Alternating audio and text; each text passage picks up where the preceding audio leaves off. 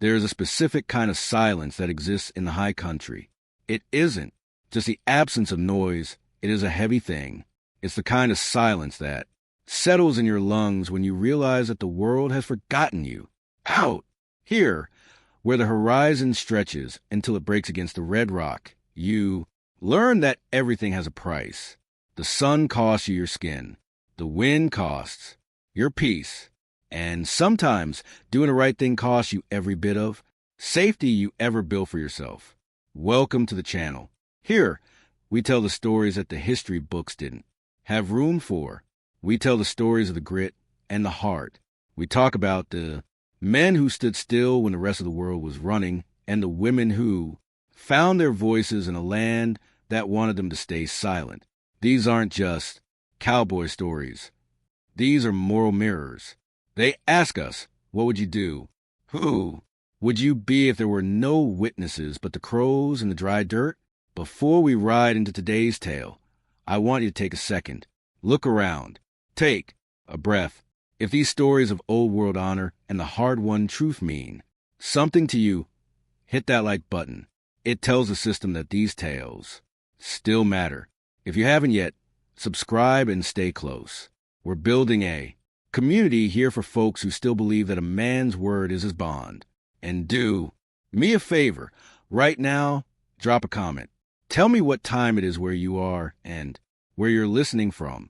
I read every single one. It reminds me that even in this digital world, we're all sitting around the same campfire. Today's story is a heavy one. It's about a man named Silas Thorne, a rancher who thought he knew the shape of his life. He thought his days of trouble were buried in the grave with his past. But then he reached out a hand to help a stranger, a woman the world called a stray, and he discovered that the truth was much more dangerous than the lie.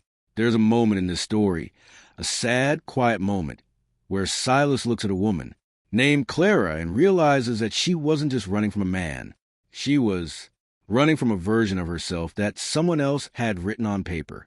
He realizes that for some people, help feels like just another kind of cage. It's the moment where he has to decide if he's going to be her savior or if he's going to give her the one thing no one ever had, the choice to save herself. Let's head out. The sun is high, the water is low, and the truth is about to come out of the shadows. Silas Thorne didn't go looking for ghosts. At 54 years old, his knees ached when the weather turned, and his eyes had grown weary of scanning for trouble. He had 30 acres of scrub and a house that leaned slightly to the west, just like he did.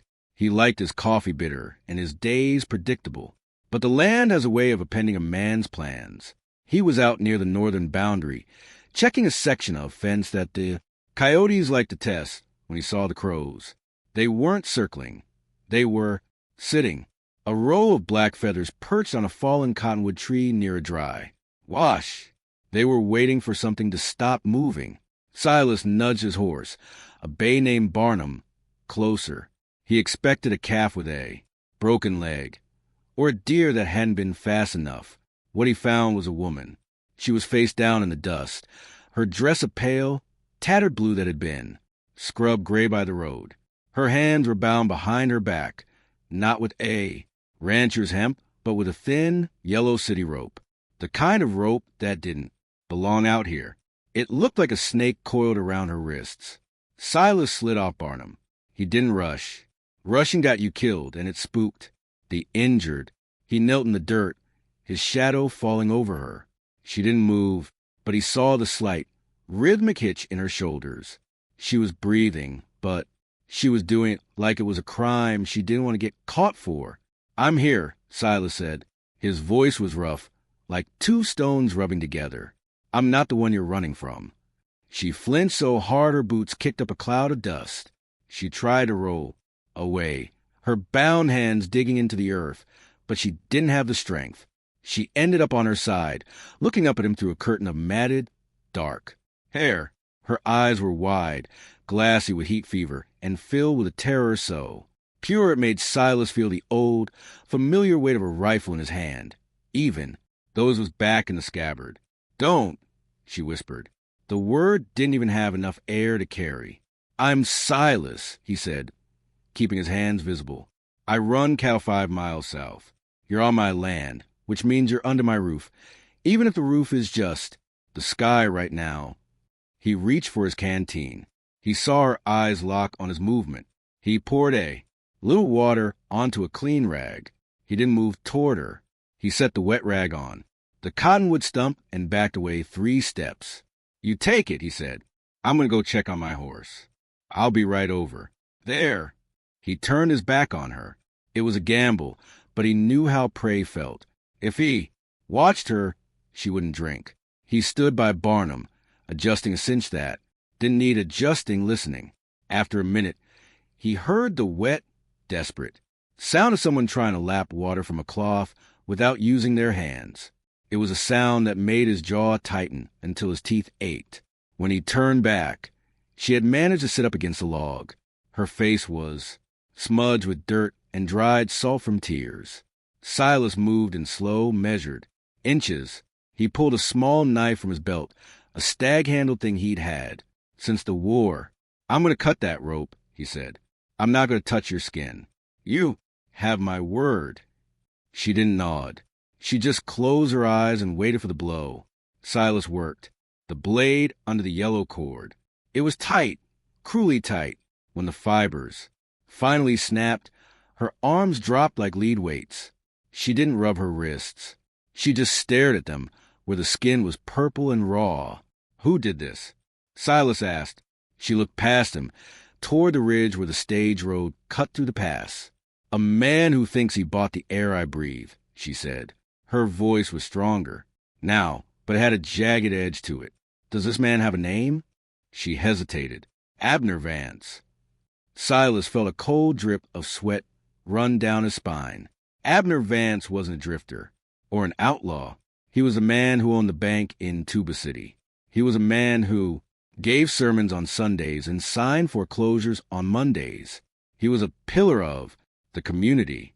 My name is Clara, she said, finally looking him in the eye. And I'm not a stray, Mr. Thorne. I'm a witness. Silas brought her back to the ranch. He didn't put her in the house. He put her in the small guest cabin he'd built for a foreman he never hired. He gave her water, a tin of salve, and a loaf of bread. He didn't ask her for her story. He knew that out here, stories were like wounds. If you poked at them too early, they'd never heal right. For 3 days, the ranch stayed quiet. The only sound was the wind and the occasional clink of Silas's hammer as he fixed a porch rail. He watched the cabin from the corner of his eye. Every morning, he'd leave a tray of food on the porch. Every evening, the tray would be empty, sitting back on the step. On the 4th evening, the door to the cabin opened. Clara walked out. She was wearing a clean shirt Silas had left for her. It was 3 sizes too big. The sleeves rolled up past her elbows. She looked different. In the light, she looked like someone who was starting to remember that she existed. Why haven't you asked? She asked, sitting on the edge of the porch as Silas cleaned his rifle. Asked what? What I saw. Why did he tie me up? Why was I left with crows? Silas didn't look up from the barrel.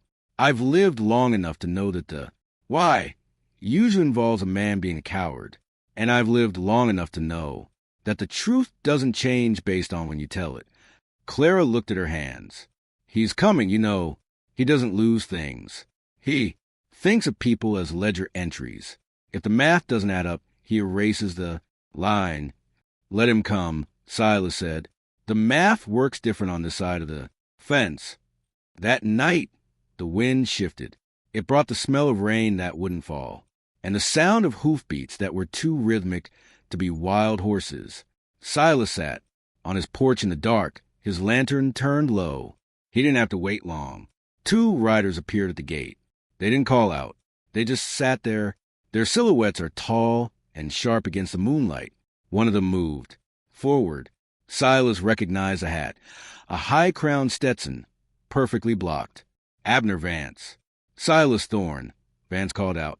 His voice was smooth like expensive whiskey. I hear you picked up something that doesn't belong to you. Silas didn't stand up. I haven't picked up anything but the mail Abner, and even though it was mostly bills. Vance rode closer, stopping just outside the circle of the lantern light. Don't play the old hermit with me, Silas. A woman fled my house. She stole something valuable. I have a legal right to retrieve her and the property. A legal right, Silas repeated. He stood up then, his joints popping. He reached into his pocket and pulled out a small, folded piece of paper. He had found it in the pocket of the blue dress Clara had been wearing when he washed it in the creek. Is this the property? Silas asked, holding up the paper. Vance's horse shifted, sensing the sudden tension. Give it to me, Silas. Walk away. You're an old man with a failing ranch. You don't want to die for a girl. You don't even know. I know her well enough, Silas said. I know she flinches when a hand is raised, even if it's just a tip of hat. That tells me everything I need to know about you, Abner. She's my wife. Vance snapped, the mask of the gentleman finally slipping. By the law of this territory, she goes where I say. The law says a lot of things, a new voice said. Clara stepped out from the shadows of the porch. She was holding Silas's shotgun. She didn't look scared anymore. She looked like a woman who had finally reached the end of her rope and decided to start braiding it into a noose. The law also says that cattle rustling is a hanging offense, Abner, Clara said. Silas looked at the paper in his hand. He hadn't read it until that afternoon. It wasn't a love letter. It was a list of brands, Silas's brand, the Miller's brand, the Crosso brand, and next to them were dates and shipping. Manifest signed by a man in Kansas City. Abner Vance wasn't just a banker. He was the one who had been bleeding the small ranches dry for 5 years. He was the one who had been erasing the line so he could buy the land for pennies. You take what you came for, Abner, Silas said, his voice dropping an octave. But you're not taking her, and you're not taking that paper. What you're taking is a choice. You can ride back to town and wait for the marshal I sent a rider to this morning, or you can try to take it from us right now. The silence returned. But this time, Silas wasn't alone in it. Vance looked at the shotgun in Clara's hands. He looked at Silas, who stood like a piece of the Red Rock itself, unmoving, weathered, and deep-rooted. He looked at the shadows of the ranch, realizing he didn't know how many men Silas might have tucked away in the barn. You're making a mistake, Thorne, Vance said, but his voice lacked the velvet. It sounded like tin. I've made plenty, Silas said. This isn't one of them. Vance turned his horse. He didn't say another word. He and his man rode back into the dark, the dust from their horses' hooves hanging in the air like a ghost. The marshal arrived 2 days later. He took the paper. He took Clara's statement. And by the end of the week, he took Abner Vance in irons. The town. I was shocked, of course. They couldn't believe the good man had been the wolf in the fold. But Silas wasn't shocked. He'd seen wolves wear sheepskin before. On the morning Clara was set to leave for Tuba City to stay with the marshals until the trial, she stood by the gate where Silas had first seen her. Barnum was saddled, ready to take her to the stage. You could have stayed out of it, she said. You could have handed me over and keep your peace. Silas leaned against the fence post. He looked out over his 30 acres. Peace isn't the absence of trouble, Clara. It's knowing you didn't bow your head when trouble came knocking. Besides, the crows were getting bored. I had to give them something else to look at. Clara reached out. For the first time, she touched his hand. It wasn't a reach for help. It was a reach of recognition. You discovered who I was, she said softly. Silas shook his head. No, I discovered who you were always meant to be. I just needed a place where the wind didn't bite so hard. She climbed into the saddle. As she rode away, she didn't look back. Silas didn't want her to. Looking back was for people who were still haunted.